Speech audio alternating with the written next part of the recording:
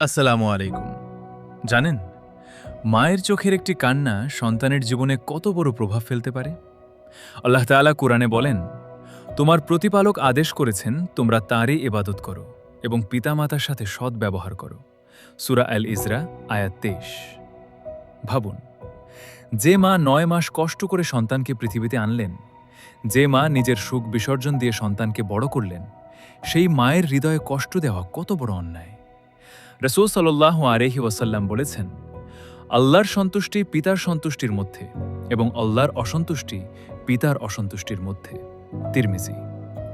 মায়ের সাথে কোমলভাবে কথা বলুন, তার জন্য দোয়া করুন। কখনো রাগ করে কষ্ট দেবেন না, ভুল হলে ক্ষমা চেয়ে নিন। মনে রাখবেন, মায়ের দোয়া যেমন জীবন বদলে দিতে পারে, তেমনি মায়ের কষ্ট মানুষের জীবনে অশান্তির কারণ হতে পারে। আল্লাহ আমাদের সবাইকে পিতা মাতার হক আদায়ের তৌফিক দান করুন। আমিন।